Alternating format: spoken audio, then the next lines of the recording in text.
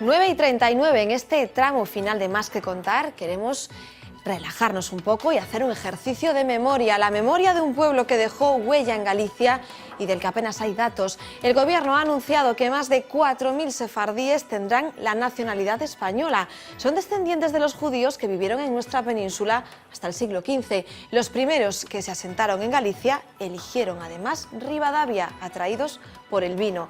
La huella por Galicia es muy extensa, pero hoy vamos a visitar esta localidad ourensana. Ahora mismo estamos en la Plaza Mayor de Ribadavia. A nuestra derecha tenemos el Centro de Información Su Día de Galicia. Un pequeño museo para dar una idea de lo que fueron los judíos en Galicia. Hubo comunidad en Coruña, hubo comunidad en Santiago, hubo comunidad en Allariz, hubo comunidad en Tui. ¿Cuántas ciudades españolas forman parte de esta ruta de la judería? Bueno, ahora creo que son 24, pero antes éramos 8, incluido Ribadavia. Venimos aquí a hacer un poco de turismo para que tú nos expliques cuáles son las huellas o los vestigios de la comunidad judía en esta tierra. Vamos a comenzar por lo que es la calle de la Cruz o calle de la Judería. En esta calle es donde vivían los judíos, Vamos a visitarla, en la época medieval, sí. La estructura, se puede decir, de la ciudad o de la villa, pues está tal cual en aquella época.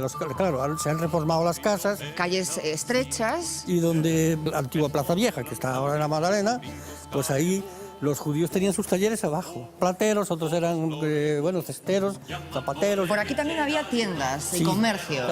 Alguna tienda había, sí. Tenían su propia sinagoga, ¿verdad? Sí, claro, su propia sinagoga. ¿Y esta todavía se conserva? Sí, está, pero es de un particular. Aquí donde estaba este bar estaba la sinagoga. Y a mí me decía mi abuelo cuando venían, decía, mira, esta era la casa de los judíos. Había panadería, había carnicería, había sala de baño, había un montón de cosas. Vamos a entrar. Creo que aquí, sí, aún no se han hecho excavaciones, pero el día de mañana que se hagan excavaciones posiblemente esté el baño de ritual. Un baño para sumergirse, porque ellos no se confiesan como hacemos nosotros. Ellos lo que hacen es purificarse. Bueno, ¿y ahora dónde nos vas a llevar? Creo que hay un sitio muy emblemático que mantiene un poco la tradición de los judíos a nivel repostería, ¿no? A nivel repostería, la tazona de Herminia. A ver, Herminia, le venimos a visitar. Tengo el título de tafoneira de Ribadavia. Eso quiere decir que eres experta en hacer dulces hebraicos, dulces de la comunidad judía. Es una masa que no lleva huevos ni nada de eso. Ayer vinieron sobre 80 personas de Barcelona. Tú eres como una especie de símbolo, ¿no? ¿Qué lo dices por la edad que tengo? Oh, mujer, lo digo por la tajona tan preciosa que tienes. Bueno, es el único horno que se conserva por estos barrios. La leña va por aquí y tiene que atravesar el horno, ¿no veis? ¿Nos dejas probar un dulce? Sí, mujer. Hala, a comer y a tomar un café entre todos los tres. Venga. Muchísimas gracias. Vosotros. Vamos a ir por aquí, por la calle Puerta Nueva de arriba, para enseñaros una de las puertas por donde se entraba la judería. Y derribaron otras. Derribaron 3. Es una pena, ¿no? Sí, el escudo de Ribadavia y el escudo de los Sarmientos. Pero como nosotros a los Sarmientos eran de Castilla, no nos queríamos mucho, le borramos los 7 roeles, o los 13 roeles. Sí. Los judíos, antes de entrar en su casa, ponen aquí un pergamino. Es como el Padre Nuestro, pero de ellos. Y siempre y cuando entran y salen, te echan la mano aquí.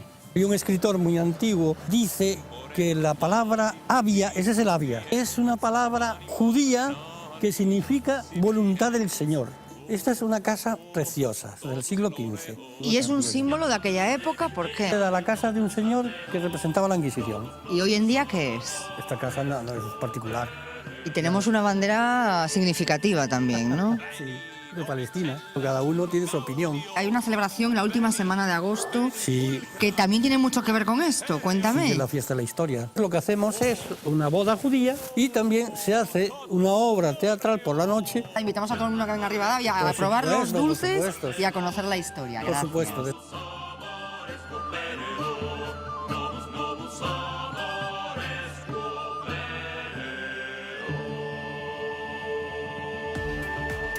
El del Ribadavia, es solo un poco del rastro de una población que fue expulsada de la península en el año 1492 y que, repartidos por el mundo, quieren recuperar su vinculación con España. Esta noche, para regresar, para hacer ese viaje al pasado, tenemos el placer de saludar a una de las personas que más han trabajado y estudiado la historia del pueblo judío en Galicia. Nos vamos en directo a Vigo porque allí nos espera ya Gloria Antonio Rubio. Gloria, ¿qué tal? Buenas noches. Hola, buenas noches. Aunque ya me he informado de que falta en vuestro trabajo muchísima documentación, muchísimos datos, ¿Nos puedes avanzar algo o decirnos cuáles son los indicios que ubican por primera vez al pueblo judío en Galicia? Sí, el primer documento que tenemos de judíos en Galicia está en Celanova, en el año 1044, y habla de unos judíos que tenían un mercado de paños en casa de un noble local. ¿Podremos establecer de alguna forma cuál era la relación de ese pueblo con las personas que ya vivían en el Reino de Galicia? Pues yo creo que en principio fueron unas relaciones amigables. Y salvo en los últimos años ya del siglo XV, donde fueron más perseguidos y con más problemas de convivencia, en general yo creo que fue una coexistencia muy tranquila. No sé si podemos decir que se integraban en las poblaciones, que vivían de forma aislada. No, vivían integrados con los cristianos en Orense. Está perfectamente documentado cómo una casa de un judío hacía pared con una casa de un cristiano, y cuando derribaban una casa, derribaban también la del judío. Y solamente en el año 1487 es cuando se produce la separación a los barrios, al barrio judío. Claro, ¿cómo es ese momento? Ese momento en el que se dicta una orden de que no pueden vivir los judíos con el resto de la población, ¿no? Sí, en 1480 los reyes católicos ordenan que en el plazo de 2 años se separen las poblaciones donde vive la población judía de la población cristiana, para que no haya contaminación de ideas por parte de los judíos.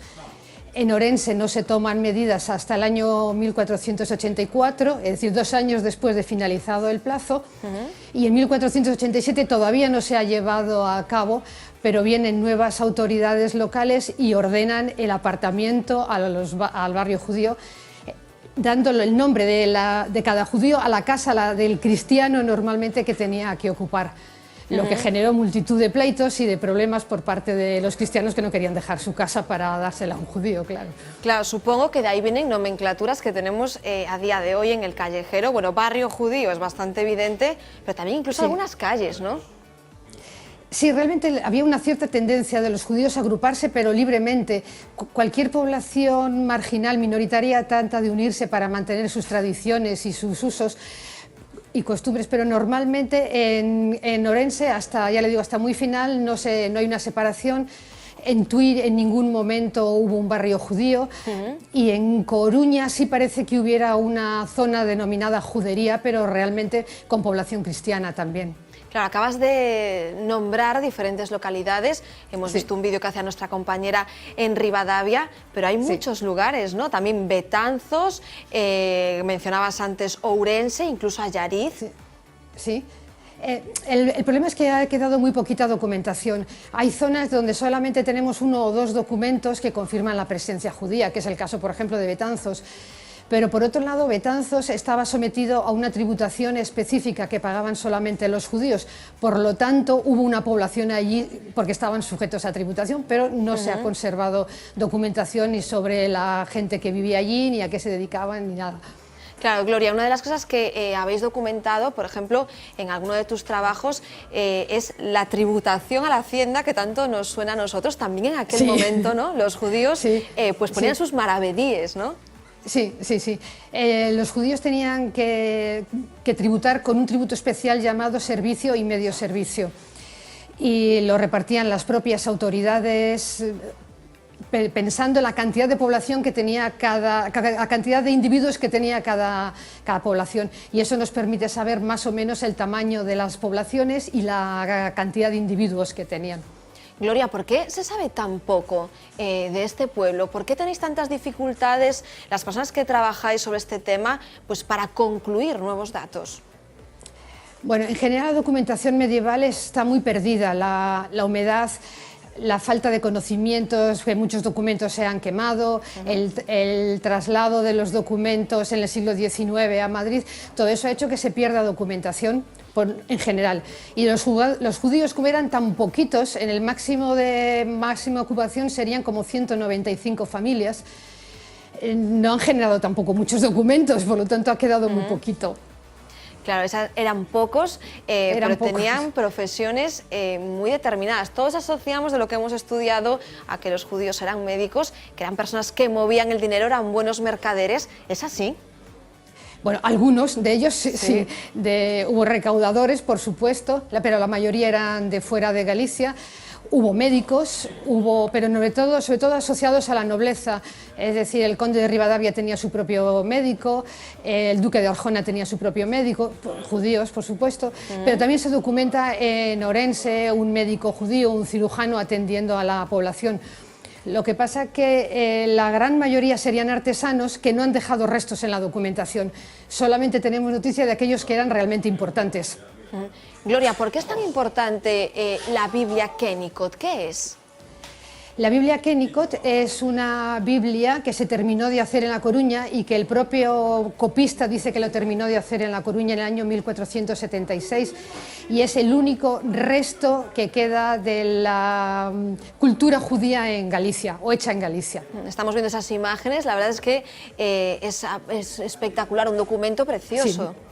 Sí. Sí, tiene unas imágenes, bueno, realmente es una reproducción, se encuentra en Oxford, el original, pero en Galicia hay como 6 o 7 facsímiles de una calidad impresionante, sí. Cuando llega, Gloria, el momento en el que los reyes católicos ordenan la expulsión de los judíos, bueno, era expulsión o conversión, ¿no? ¿Qué sucede? ¿Cómo se desarrolla ese momento? No, realmente ellos lo que piden es la conversión, nada más, en ningún momento, no, lo que ordena es la expulsión, es decir, que los judíos se tienen que marchar todos. Sí. Lo que no obligan es a la conversión, porque las propias autoridades prohibían las conversiones forzadas. Pero evidentemente, si los judíos se tienen que marchar, si yo me convierto no me marcho. Por lo tanto, la expulsión lleva casi implícita la conversión. Claro. Y de hecho, los primeros que se convirtieron no tuvieron ningún problema de mantener sus profesiones y seguir con su vida habitual. Claro, en muchos apellidos quedaron el rastro, muchas formas de nombrar a esas personas de que se habían bautizado, ¿no? No, la experiencia de la documentación me dice que son nombres absolutamente comunes. Es decir, el hijo de un Judá se llama Diego López, otro Judá se convierte y se llama Luis Alonso. Es decir, hay que pensar que los judíos en el momento de convertirse lo que quieren es integrarse en la sociedad cristiana y que no se note que han sido cristianos, claro. Que han sido judíos, perdón. Entonces procuran tener nombres muy comunes. Normalísimos.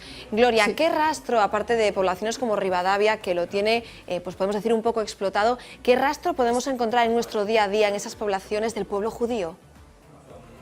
Rastros documentales muy poquitos, rasgos arquitectónicos apenas hay, solamente hay unas lápidas conservadas en Coruña y en Pontevedra, unas inscripciones en Tui.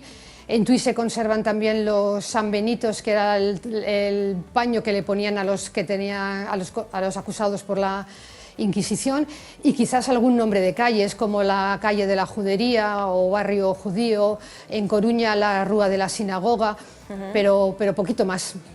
Pues Gloria, una historia apasionante sobre la que entiendo que seguirás trabajando, ¿no? Sí, en eso estamos, sí. Gloria, Antonio Rubio, historiadora del CSIC, muchísimas gracias por aportar un poco de luz en esta historia que muchos tanto desconocemos sobre la propia historia de Galicia. Buenas noches. Buenas noches. Precisamente este miércoles, en el que estamos, se cumplen además 71 años de la liberación por parte de las tropas soviéticas del campo de concentración y exterminio de Auschwitz. Cada 27 de enero, este día sirve para recordar a las víctimas del Holocausto nazi. Esta vez el lema elegido por la ONU hace referencia a la dignidad humana. Su mensaje, que es inaceptable negar hechos históricos tanto como pedir que se exija eliminar un Estado o un pueblo. Durante la llamada solución final se acabó con la vida de 6 millones de judíos. Solo en Auschwitz murieron más de 1 millón. Una estimación porque algunos intentaron borrar las huellas de las atrocidades cometidas en estos lugares.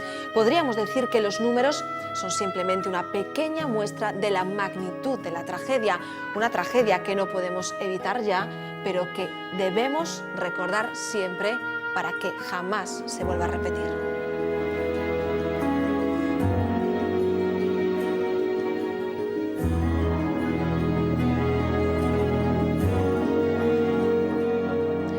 Con durísimas imágenes para ese recuerdo nos despedimos. Quédense en esta casa porque en unos minutos, a las 10 en punto de la noche, empieza Vía V. Como siempre, gracias por estar ahí. Hasta mañana.